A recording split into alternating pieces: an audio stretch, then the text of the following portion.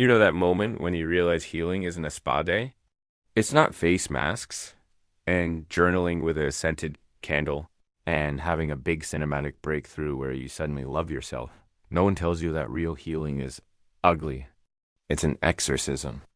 It's you on your bathroom floor at 2 a.m., realizing that the call isn't coming from inside the house. The ghosts you're fighting are all the old versions of you. The you that said yes when you meant no. The you that stayed when you should have walked. The you that believed love was a transaction where you paid with your peace. And that's the real start of the journey. Not when you download the meditation app, but when you decide to stop being haunted by the choices you made when all you knew was how to survive Dao.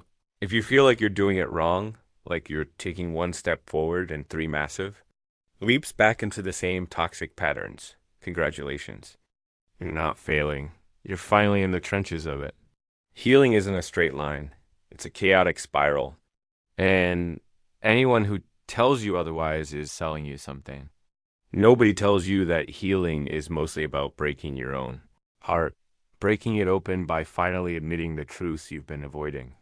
But let's get into it. You want the hard truths? Here they are, no filter. 1. You have to grieve people who are still alive. OOF. This one is a gut punch because you thought the hardest part was the breakup, the fight, the final door slam, but the real pain. It's the slow, silent funeral you have for someone who's still out there, living, breathing, and posting brunch photos on Instagram. It's accepting that the person you loved or the parent you needed or the friend you thought you had is gone.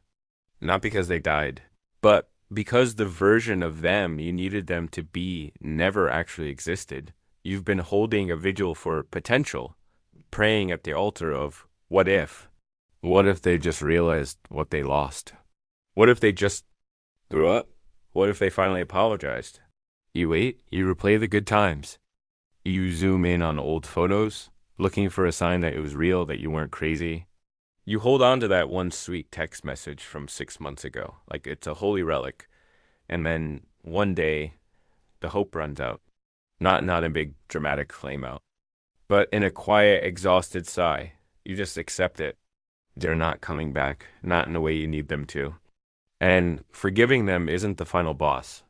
The final boss is forgiving yourself for waiting so long, for giving so many chances, for building a home in a person who was always just a temporary shelter.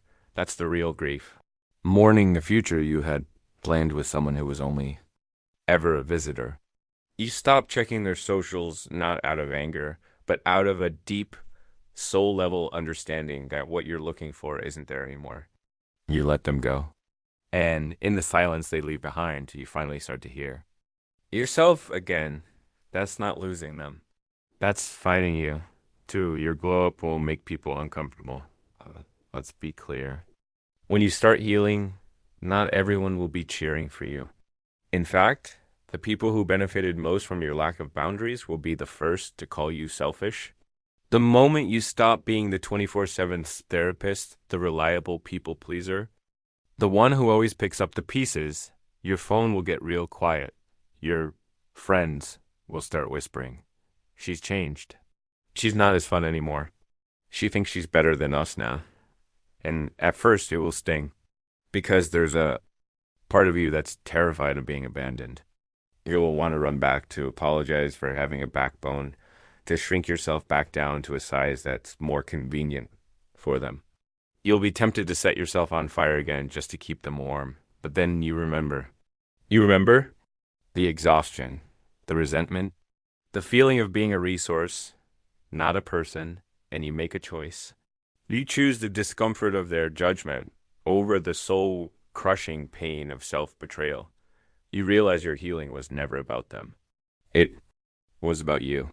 Their reaction isn't a reflection of your worth. It's a reflection of their reliance on your dysfunction. People who love you will celebrate your growth, even if it means your relationship has to change. The rest? They weren't your people. They were your lesson. And letting them go isn't drama. It's graduation. 3. The safest people will feel boring. At first thought, this is the one nobody ever warned you about. When you've spent your life confusing chaos with passion, stability will feel like a flat line. When you meet someone who texts back consistently, who says what they mean, who doesn't play games, your nervous system will riot. It'll scream, "Where's the chase? Where's the anxiety? Where's the spark?" You've been conditioned to think love is a roller coaster, that the highest highs are worth the lowest lows. You've mistaken the feeling of your attachment wound being triggered for butterflies. You think that intense, can't eat, can't sleep feeling is chemistry, but it's not. It's your trauma response in a cute outfit. Real, healthy love feels like peace. It feels like coming home. It's not a dramatic movie. It's a quiet Sunday morning. And at first, your brain, addicted to the cortisol spikes of inconsistency, will call it boring. You'll try to self-sabotage. You'll try to create chaos where there is none because it's the only emotional temperature you know how to live in. Maturity is when you stop running from the quiet. It's when you learn to sit in the calm and not call it boredom. It's when you realize that the spark you were always chasing was just the friction of two broken people rubbing against each other. You start choosing the person who feels like a warm cup of tea, not a shot of tequila. Because you finally understand that love is supposed to be your safe space, not your battleground. 4. You realize how much you participated in your own suffering. This truth is the hardest pill to swallow. It's the moment you look back on your life, not as a victim, but as a volunteer. You see all the red flags you painted white, all the gut feelings you ignored, all the times you handed the sword to someone and were shocked when they cut you with it. You realize you weren't just a passive observer in your own heartbreak. You were an active participant. You chose them. You stayed. You accepted the breadcrumbs. Because you were starving for a loaf that was never going to be baked. You were the one who kept going back, hoping this time would be different. And that realization hurts more than the betrayal itself. Because it's easier to be angry at them than it is to be accountable to yourself. But this isn't about shame. It's about power. The moment you see your role in the dynamic is the moment you reclaim your power to change it. You stop saying, "Look what they did to me," and you start asking, "Why did I allow that? What part of me believed this was all I deserved?" That's when the real work begins. You stop being a passenger in your own life and you get back in the driver's seat. You forgive yourself for not knowing better at the time. And you make a promise to the part of you that's still healing. We're not making that reservation. Again, we're not ignoring our own intuition. We're not just surviving anymore. We're building a life we don't need to be rescued from. That accountability, that's not blame. That's freedom. 5. Some things can't be healed. Only Carrie Dot, the wellness industry sells you a lie. The lie is that if you just do enough work, go to enough therapy, and drink enough green juice, you can erase all your scars. You can arrive at a magical, enlightened place where nothing hurts anymore, but that's not how it works. Some wounds are too deep, some losses are too profound. They don't disappear, they integrate. They become a part of your story, a part of your strength. Healing isn't about getting rid of the wound. It's about learning how to build a life around it without letting it be the center. It's like a broken bone that heals stronger in the place it was fractured. The break is still there, a part of your history, but it no longer dictates your ability to move. You learn to carry the grief, the trauma, the memory, with grace instead of rage. You stop trying to fix yourself and you start trying to understand yourself. You accept that you will have days where the ghost of that pain comes back to visit. But now you know how to sit with it. You can make it a cup of tea and say, "I see you. I know you're here." But you don't get to drive today. That's not weakness. That's resilience in its most profound form. It's the quiet acceptance that you are not broken. You are a mosaic of all the things you've survived. And that is a work of art. Okay, story time. Because you deserve one. While back, I was stuck. Like, really stuck. I was doing all the healing things. I was in therapy. I was journaling. I was saying affirmations until I was blue in the face. But I still felt like I was drowning. I was so angry that after all this work, I wasn't fixed.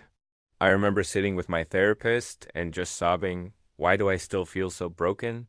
When does it end? And she looked at me with so much kindness and said something that changed everything. She said, you're not broken. You're just a human being who has been through things. The goal isn't to stop feeling. The goal is to build a life that's big enough to hold all of your feelings. And it just clicked. I had been trying to shrink my pain, to medicate it, to meditate it away. But the answer was never to make my feelings smaller. It was to make my life bigger. Bigger than my trauma. Bigger than my anxiety. Filled with more joy, more connection, more self-compassion, so that the pain was no longer the biggest thing in the room. It was just one part of a much larger, more beautiful picture. That's what healing really is. It's not the absence of pain. It's the presence of more love, more grace, more you. It's messy and it's forever and it's the most worthwhile thing you will ever do. So if you're in the middle of it right now and it feels ugly and endless, please know this. You're not going backwards. You are excavating. You're rebuilding from the studs. You are becoming someone you've never been before, and that takes time. Be gentle with yourself. Send this to the friend who's been fighting silent battles. The one who feels like they're doing it all wrong. The one who needs to hear that their messy, imperfect healing journey is valid and sacred and so incredibly brave. And then go look in the mirror and say it to yourself. We are doing this, not perfectly, but powerfully.